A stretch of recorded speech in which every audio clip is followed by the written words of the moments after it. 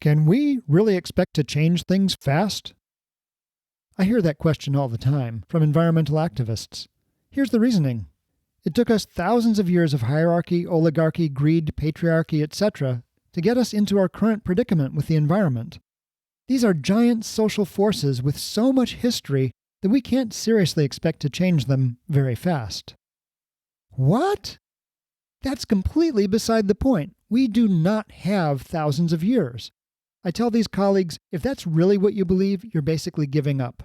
We are going to lose the majority of the world's plant and animal species by this century unless we change nearly everything we do and change it fast. We're on the brink of killing off the honeybee and therefore a large fraction of the world's food. See episode 2 for details on that. The United States has unraveled at a horrifying pace in just the last 6 months because it spent decades neglecting education, healthcare, and festering racism. 89 million Americans missed a rent or mortgage payment in July. I'm recording this on August 27, 2020. I just hope we don't have food riots by the time this airs. As I've illustrated in 30 episodes over and over again, the problem is not some vast cloud of abstract, long-term economic and political forces we can't control. The problem is design, and the main solutions are well understood. The challenge before us is to build Edenicities now, and keep building them until the majority of the world's population lives in places with sound ecological design. We've got maybe 20 years to get it done, and I'm a huge optimist. Yeah, but 20 years to rehouse most of the world? Can we really change that fast? Yes, we can. And today, I'm going to prove it. Cities designed like modern Edens for economic and ecological abundance. I'm Kev Polk, your guide to Edenicity. Welcome to episode 31, where I'll discuss the Edenicity of big and fast change. I just checked and I can't believe I let permaculture off the hook for its number one sin, emphasizing small and slow solutions. Thank permaculture co-founder David Holmgren for that one, as small and slow is the 9th of the 12 permaculture principles laid out in his book Permaculture, Principles and Pathways Beyond Sustainability. No wonder so many permaculturists are afraid of big, fast change.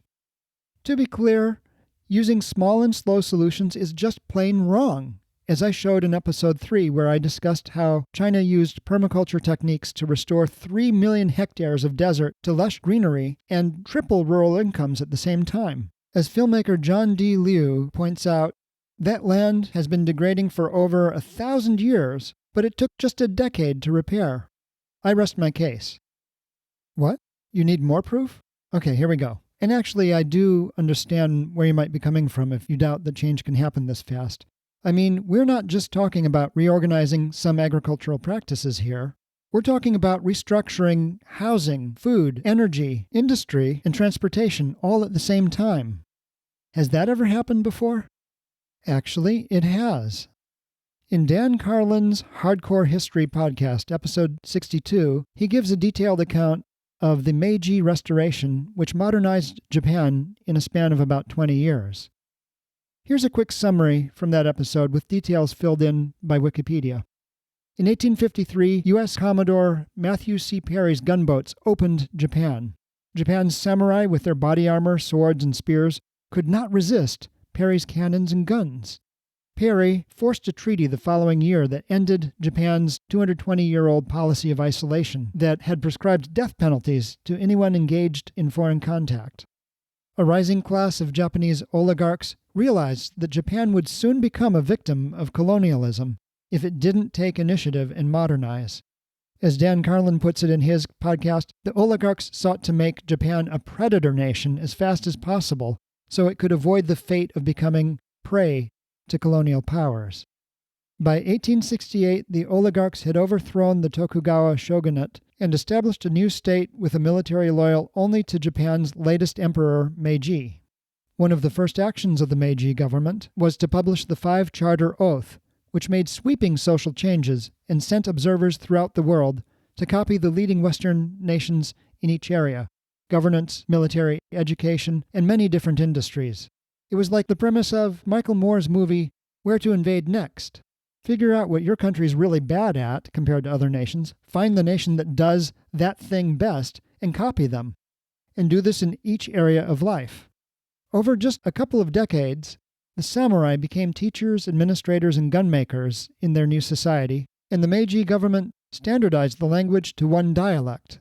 There was massive industrialization in Japan in this period. For example, there were only 29 kilometers of train track in 1872. This increased 13-fold to 390 kilometers by 1883. It increased another 9-fold to 3,400 kilometers of track by 1894. Silk and coal production also grew exponentially in the same period. This is how, in 20 years, Japan completely redesigned its society in a time of severe external stress. And by the way, according to Wikipedia and Carlin, Thailand used the same playbook over the same time frame to resist colonialization by centralizing and modernizing its government and industry as well. Okay, so Japan was able to completely redesign its society in 20 years. What about the United States? Well, actually, we've done something almost as big in much less time within the past century. Between 1940 and 1945, U.S. military forces increased something like 2,600% in order to fight World War II.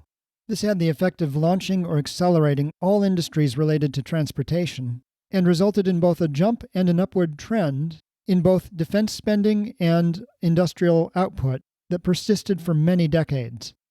This was a huge change that took place in just 5 years. Yeah, but we're not at war, at least not as I record this, so how does this apply to building cities? Now, Edenicity is about land development, so maybe it would be more accurate to look at how fast it's possible for a business to grow. While I was putting together my notes for the next episode, National Public Radio ran a piece on how Apple briefly achieved a market value of $2 trillion and how that would make it the 8th or 9th largest world economy, about the same as Italy. But this is actually a mistake because it compares gross domestic product, the total value of all finished goods and services produced by a nation in a year, to how much people value the company on the stock market. For hot tech companies, market value is running at something like 8 times their annual earnings. The correct apples-to-apples comparison, sorry, couldn't help the pun, should be between GDP and revenue. And when you do that for Apple, which earned $260 billion in 2019, that would make it the world's 45th largest economy, about equal to Vietnam. But since we're focused on the question about how fast a business entity can grow, let's look at Amazon.com. In just 25 years, Amazon.com has grown from zero to $233 billion in annual revenue. That's more than the GDP of Greece. That is to say, basically all the money that is spent on finished goods in a year in Greece. And Greece has been around for 5,000 plus years. And some would argue that it's also the origin of all those long-term historical forces that my activist friends were railing against at the start of this episode. The point is that Amazon reached a higher level of economic might 200 times faster than Greece did. Now, Edenicity doesn't need a Meiji emperor or a major world war to happen fast. It will use the same market forces that propelled Amazon.com's earnings growth 200 times faster than the nation of Greece. But Edenicity will create many, many times more value than Amazon has. There's a quote attributed to Roy Disney that goes, "When your values are clear to you, making decisions becomes easier." What are the values that Edenicity speaks to? Well, in episode 27, I pointed out that about half of Americans are concerned about the environment. I would also suggest that more than 99% of us would like to cut our living expenses in half. Wouldn't you? Even if it meant free healthcare, transportation, and education, and healing the world at the same time? As I pointed out in episode 25, Edenicity won't need to hand out tax breaks to attract employers. Quite the opposite. As reported in Politico in 2017, Colorado Springs tried libertarian austerity. It didn't work. The economy sputtered until the city strengthened its commons by turning the streetlights back on and by building deferred road improvements, park trails, and stormwater projects. Only then did it attract new employers and enjoy a big surge in jobs. Edenicity will have, by far, the finest commons in the world because its ecological design is sound. As an economic hotspot, Edenicity will attract investment.